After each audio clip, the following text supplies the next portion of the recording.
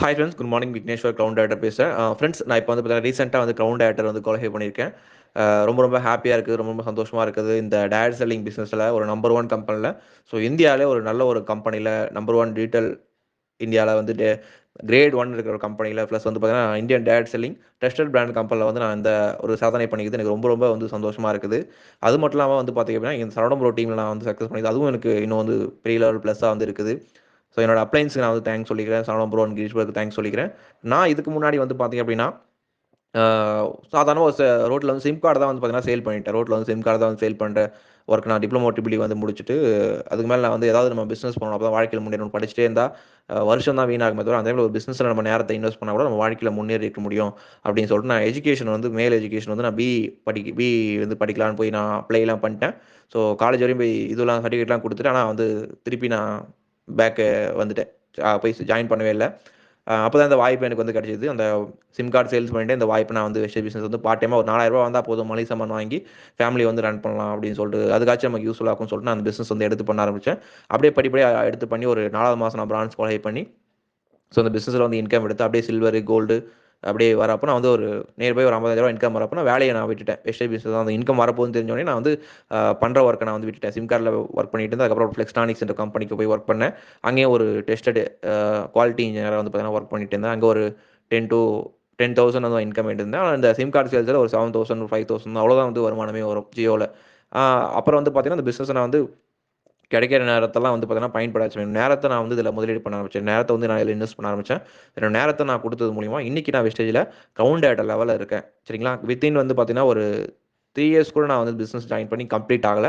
ஒரு 2 இயர்ஸ்ல வந்து பார்த்தீங்கன்னா, இந்த பிசினஸ்ல வந்து கிரவுண்டட் லெவல்ல வந்து அச்சீவ் பண்ணியிருக்கேன். எனக்கு ரொம்ப ரொம்ப சந்தோஷமா இருக்குது. ப்ரவுடா இருக்குது.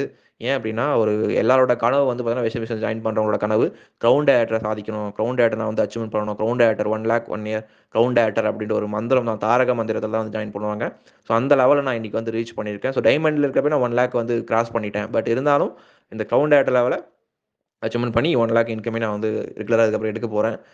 யோசிச்சு பாருங்க, இந்த பிசினஸ்ல வந்து நான் நெறைய கஷ்டங்கள் பட்டுருக்கேன். நெறைய இடத்துல வேலை செஞ்சிருக்கேன். எந்த ஒரு இடத்துல வேலைக்கு போனாலும் எனக்கு வந்து வேலைய வந்து கத்துக் குடுக்க மாட்டாங்க. வேலை கத்துக் குடுக்காம இவர் வந்து வேலை வாங்கிக்கணும். இவரோட திறமைய வந்து பயன்படுத்திக்கணும். இவன மேல விடக்கூடாது. அப்படின்னு தான் வந்து பண்ணுவாங்க. ஏன் அப்படின்னா, நம்ம அந்த இடத்துல வந்து டேலண்டா முன்னேறிட்டோம் அப்படின்னா, அவங்களுக்கு அங்க வேலை வாய்ப்பு வந்து போயிடும். கரெக்ட்டா? அவங்களுக்கு அங்க மார்க்கெட் வந்து கம்மியாயிடும். அதனால நம்மள என்ன பண்ணுவாங்க, எந்த துறையிலுமே நமக்கு வந்து கத்துக் குடுக்க மாட்டாங்க.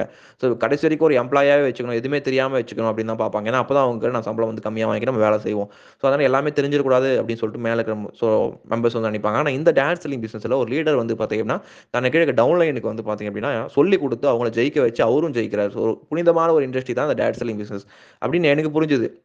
அதனால என்னோட அப்ளைன்னு சொல்றத நான் வந்து கேட்டேன். ஸோ யாரெல்லாம் எனக்கு வந்து வெற்றிக்கு வழிகள சொல்றாங்களோ, அவங்கலாம் வந்து என்னோட மென்டாரா நான் வந்து ஏத்துக்கினேன். அவங்ககிட்ட நான் வந்து அவங்க சொல்ற விஷயங்கள நான் ஃபாலோ பண்ணேன். அத செஞ்சேன். அது மூலம் ரிசல்ட் எடுத்தேன். அப்ப எனக்கு புரிஞ்சது, இப்படி தான் பண்ணா தான் நம்ம வந்து ரிசல்ட் எடுக்க முடியும். அப்படின்னு எனக்கு புரிஞ்சது. நெறைய நெகட்டிவ் ரிஜெக்ஷன் இந்த பிசினஸ்லாம் உங்களால பண்ண முடியாது. சக்சஸ் பண்ண முடியாது. ஜெயிக்க முடியாது. இதெல்லாம் வேஸ்ட்டு. இதெல்லாம் சும்மா. அதெல்லாம் ஏமாத்துற வேல அப்படின்னு என்னென்னவோ விமர்சனங்கள் பண்ண முடியுமோ, அத்தனை விமர்சனங்களும் என்னோட சுத்தி இருக்கிற ஃபிரெண்ட்ஸ் அண்ட் ரிலேஷன் எங்க வீட்லலாம் இந்த பிசினஸ் வந்து ஸ்டார்ட்டிங்ல எடுத்தோனே பண்ணவே இல்ல. ஒரு 6 மாசம் கிட்டத்தட்ட நான் வந்து எங்க வீட்ல பேசாம தான் இருந்தேன். ஒரு ரூ. 50,000 சம்பாரிக்க முடியும் அப்படின்னு நான் வந்து ஃபோன் பேசுறப்ப, எங்க அப்பா என்ன மேல கீழ வந்து பார்த்தாரு. ஏன்னா இவனே ரூ. 10,000 கூட முழுசா சம்பாரிக்க மாட்றான். வாங்குற சம்பளம் ஹோம் லோன் கூட கட்ட முடியல. நம்மளே ரூ. 3,000 எக்ஸ்ட்ரா போட்டு தான் கட்டுறோம். இவன் 50,000 சம்பாரிக்கிறது பிளான் குடுத்துன்னுருக்கான் அப்படின்னு சொல்லிட்டு. ஆனா நான் ஜெயிச்சு காமிக்கிறப்ப எங்க வீட்ல வந்து வாய பொளந்து பார்த்தாங்க.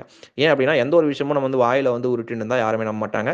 அத செயல்ல காமிக்கிறப்ப தான் அது வந்து நம்புவாங்க. அதுவரைக்கும் நம்ம வந்து ஜெயிக்கிற வரைக்கும் நம்ம பொறுமையா இருக்கணும். ஸோ ஜெயிக்கிற வரைக்கும் மத்தவங்க பேசுறத நம்ம கேட்கணும். ஜெயிச்சதுக்கு அப்புறம் நம்ம பேசுறத மத்தவங்க கேட்பாங்க. அதனால இந்த பிசினஸ் நீங்க பண்ணிட்டு இருக்கீங்க அப்படின்னா, பொறுமையா இருங்க. பொறுமை தான் உங்களுக்கு பொறுமை கடலினும் பெரிது அப்படின்னு சொல்லுவாங்க. பொறுமை வந்து ரொம்ப ரொம்ப முக்கியம். என் லைஃப்ல நெறைய பொறுமைன்ற ஒரு வேர்ட்ஸ நான் வந்து கடைபிடிக்கிறதுனால, என் வாழ்க்கையில நெறைய ரிசல்ட்ஸ நான் வந்து பார்த்துட்டு வரேன். ஏன்னா பொறுமை வந்து ரொம்ப ரொம்ப ஒரு மனுஷனுக்கு கடலினும் பெரிது அப்படின்னு சொல்ட்டாங்க. அதுக்கு மேல அத எக்ஸ்பிளைன் பண்ண நெனைக்கிறேன். சரிங்களா? அதனால நெறைய பேர் நெகட்டிவ்லாம் வந்து சொல்லாங்க. கம்பெனி ஓனர் வந்து டீ ஷர்ட் குடுத்துட்டு டீ ஷர்ட் திருப்பி கேட்பாரு. அப்படிலாம் கூட காமெடித்தனமா, சில்லித்தனமாலாம் வந்து விமர்சனம் பண்ணவங்கலாம் இருக்காங்க. ஸோ இந்த பிசினஸ் பண்றியா? சோப்பு சேல்ஸ் பண்றியா? சோப்பு விக்கணுமா? அப்படிலாம் கூட சொன்னவங்க இருக்காங்க. ஆனா சோப்பு வித்து தான் நான் மாசம் ரூ. 1,00,000 மேல இன்கம் எடுக்கிறேன். சரிங்களா? அதனால யார் என்ன சொன்னாலும் இந்த பிசினஸ நீங்க சீரியஸா எடுத்து பண்ணுங்க. ஸோ முறைப்படி கத்துக்குங்க. முறைப்படி கத்துட்டு எடுத்து பண்ணுங்க. நெறைய நெறைய கடன்கள் என்னோட வீட்ல நான் வந்து அடைச்சிருக்கேன்.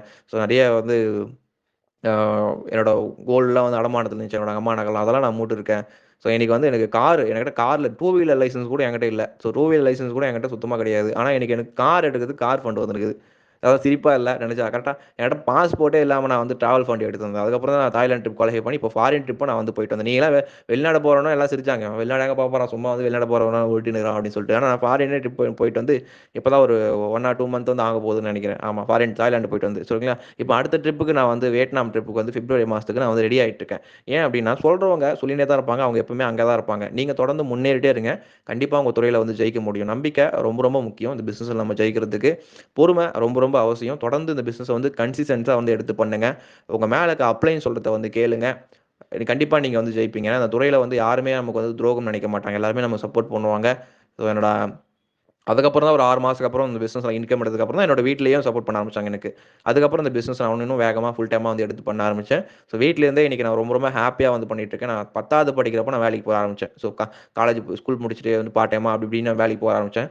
ஸோ அந்த வேலைய நான் வந்து இப்போ ரீசென்ட்டா ஒரு என்னோட ஒரு ஒரு காலேஜ் முடிச்சு 1 ஆர் 2 இயர்லயே நான் அந்த வேலைய நான் விட்டுட்டேன். இதுக்கப்புறம் நான் வேலைக்கு போறதே கிடையாது. வீட்ல இருந்து நான் பிசினஸ் பண்றேன்.